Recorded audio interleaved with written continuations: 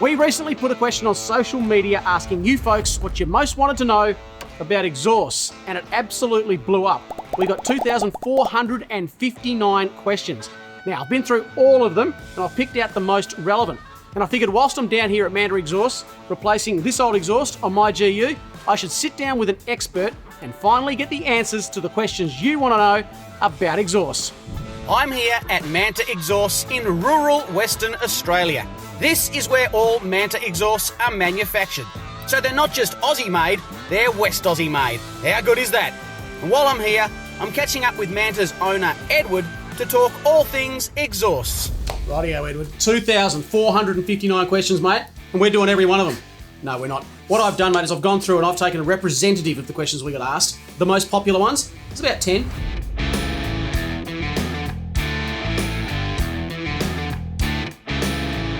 So, on a diesel vehicle, EGT'S are the enemy of a diesel. Absolutely, yes. So you want to try and keep it running as cool as possible. Yep. And putting exhaust on makes a massive difference. Common analogy I use is with your factory exhaust on, it's like running along while you're breathing through a drinking straw. Yep. You know, you get a nice pipe and you can actually breathe and you can run a lot faster. I actually had a NA GQ Patrol. My boy. Moved it on a couple of years back, but anyway.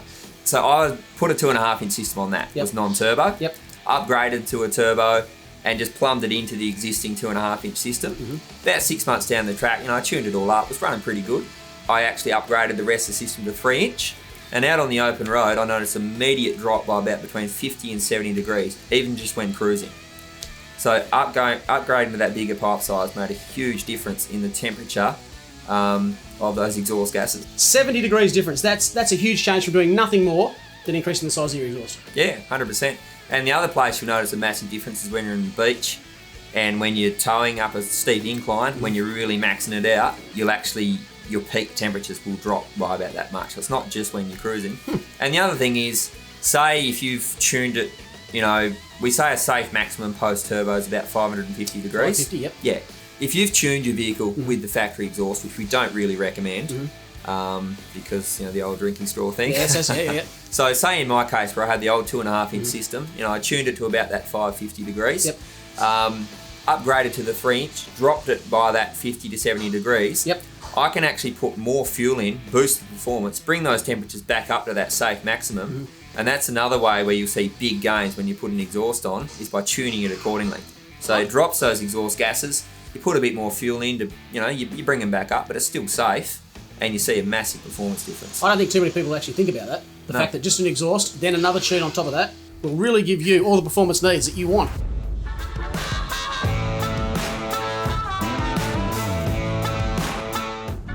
Putting a new exhaust on, does it really give you more power, or is that something of a myth? No, 100% it does. And it's really, like the factory exhaust, when they make them, they've got a lot of things they've got to consider. And so it's got to be easy to fit from the factory. It's got to be nice and quiet, to pass all your laws and whatnot. And typically that means lots of mufflers, really small pipe sizes. So by upgrading to a performance system, you're going to see instant gains in power and torque. We generally see around sort of 5 to 8%, depending on the vehicle. But pretty much every car, you put a full exhaust on, you're going to see some gains, even without any engine tuning. So the bigger the exhaust is, the more gas you're going to flow. And you're going to keep your temperatures down, lets your turbo spool up quicker, makes your engine run more efficient, and then, you're going to see a bit more power when it's all said and done. So what it also does is bring in your torque a lot earlier. So you notice your turbos are spooling about 500 RPM earlier, brings in that boost. You really feel it in the low down. So, without any extra tuning, you don't really see big gains in the top end because you're not actually putting any extra fuel in. Yep.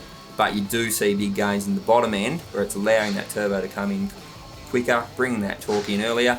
Really makes a big difference.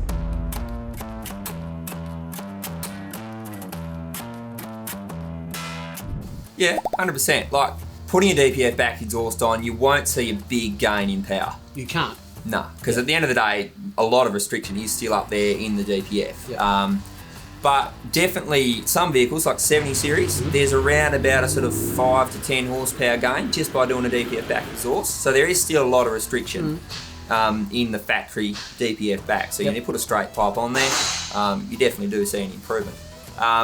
But the reason most guys go DPF back is to get a better note. Yep. So, you know, what we run in our systems is just straight pipe on all our DPF back systems, so there's no mufflers at all.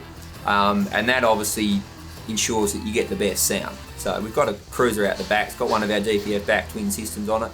We'll go and have a listen, eh?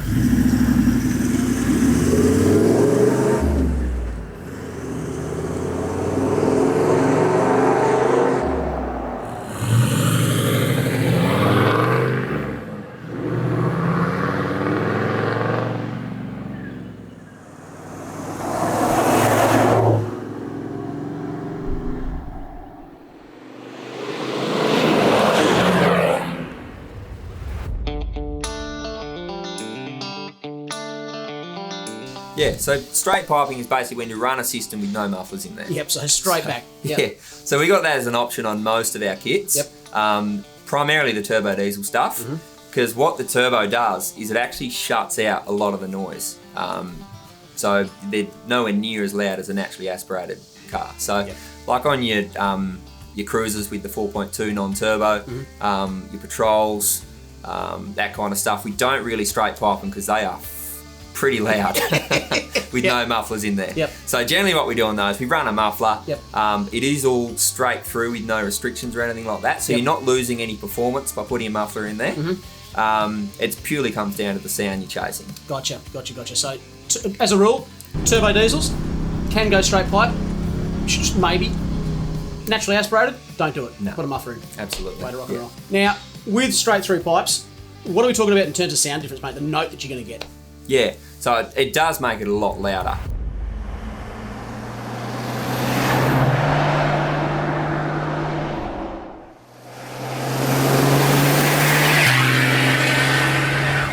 If you're chasing sound, that's what you want to do. Yeah. Right, okay. Or the other option we've got actually is a little hot dog resonator. I was going to ask, well, what's the go there? Yeah, so that's basically just a little smaller muffler. So it reduces the sound not as much as a full-size muffler. Yep.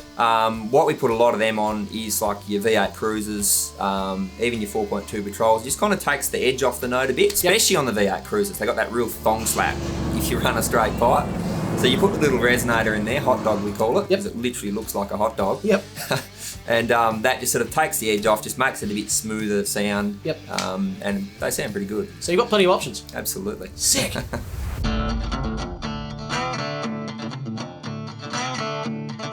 So basically, on a turbo vehicle, the bigger the better, up to a point. Yep. So we pretty much run 3-inch systems across the board on all our turbo diesels, because basically the bigger the exhaust is after the turbo, the quicker the turbo can spool up, the more drops you'll get in your EGT'S. But you are also restricted by the size of your turbo outlet. Yep. So for example, on a 70 series cruiser, 4.5 litre V8, the actual outlet on the turbo is only about 2-inch.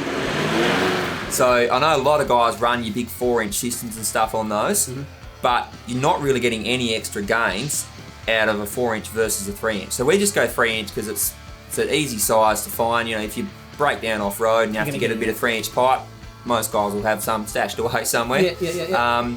And it's just, we sort of keep that pretty consistent across the board. We do go up to 4-inch on the 200 series because they're obviously running a twin turbo, so they can run a little bit more flow and also sounds a bit better. Okay. So if you want a bit of a deeper note, that's when we step up to the 4-inch pipe. Yep. Then the other one is a 2.5-inch. Yep. So we run them on all the naturally aspirated cars. So basically, when you start talking exhaust sizes, that whole bigger is better thing flips on its head when you start talking naturally aspirated. And that's because of a thing called back pressure. Correct. Okay. Absolutely. Yep. So essentially, if you go too big on an NA car, you will actually lose torque down low. Right. And the reason for that is you don't have a turbo that's forcing air in. So the way the engine actually runs is it relies on the exhaust flowing at the right amount to actually suck the gases out of your cylinder when the valves are open. That's crazy. It is. So basically what happens is if you go too big, your exhaust loses velocity too quickly. Yep. And those gases don't get sucked out as well as they should, and so therefore your engine runs less efficient and you get less power. So basically a 2.5-inch we've found is the perfect pipe size for all your NA applications. and we run that pretty much across the board. And they pick up really good gains. And you put a set of extractors, 2.5 inch system, and they go pretty good. So big is not always better, mate. Big is better when you're talking turbo diesel. Yep. Up to a point. Yep. Not really much gains going over 3 inch. Yep. And then, yeah, big is not better when you're talking naturally aspirated, so stick with 2.5. There you go.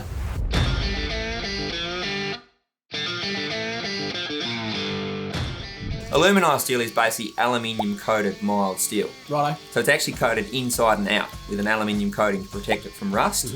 And basically it's just a bit cheaper than stainless. However, it still lasts pretty good. So we give our aluminised steel a 2-year warranty. Stainless steel pretty much lasts forever. We give that a 10-year warranty. Oh, big difference. Okay, so you've got quite a bit of difference when it comes to longevity, but what's the price difference? Yeah, so it's pretty reasonable. On most systems, about $400 or $500 to upgrade to stainless. So, you know, you get an extra 8 years warranty. That's not bad, and probably a lifetime of use. Yeah, exactly. Okay. Yeah. So we usually say if you're hanging onto your car for more than 5 years, go stainless. Yep. If not, the aluminised still does last pretty good. So, you know, I've had guys, you know, some of the first V8 Cruisers, we put a system on them. Yep. 12 years later, they're only just coming in to replace it. So, yeah. You can't argue with that. Mate, what about if you live on the coast? You're doing a lot of beach driving up and down off the beach all the time. Stainless? Yeah, I'd go stainless. The salt water really gets in there and can rust it out pretty quick. Yep. So, you know, this aluminised steel, we also paint it with a heat-proof paint. So it's got the aluminium coating and the heat-proof paint. So they do last pretty good, but if you're on the coast and exposing it to salt water, go stainless, yeah.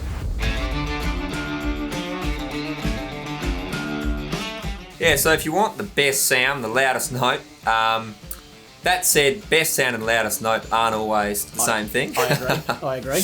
But, so best sound is if you run straight pipe. Now that's going to give you your loudest note. However, what we do recommend, and pretty much for every vehicle, we've got different noise level options. So most vehicles, what I think is the best sound is when you put that little hot dog resonator in there, because it just takes that edge off. It's not as rowdy, and just gives it a nice smooth note that really, you know, when you put your foot down and open up the throttle, sounds really nice, but it doesn't sort of give you that thong slap or that real barky sort of sound.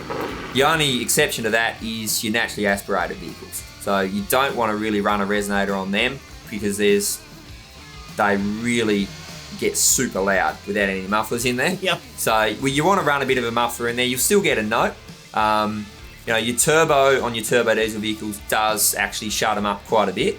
But yeah, if you're naturally aspirated, chuck a bit of a muffler in there. On a turbo vehicles, I reckon what we call our medium option, which is with the hot dog in there. So beautiful. They sound pretty good.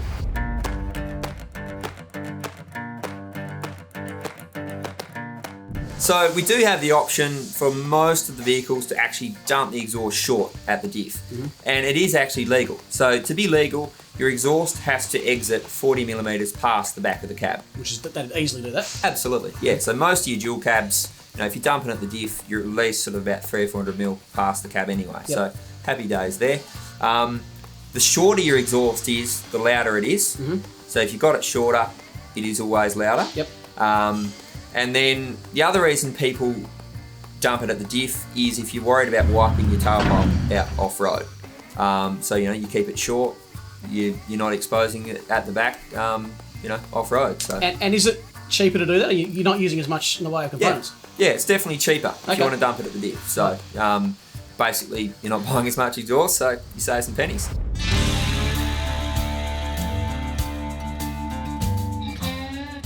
So basically, the easiest way to tell is by looking at the brackets. Okay. So your cheaper exhaust will have some really flimsy looking brackets.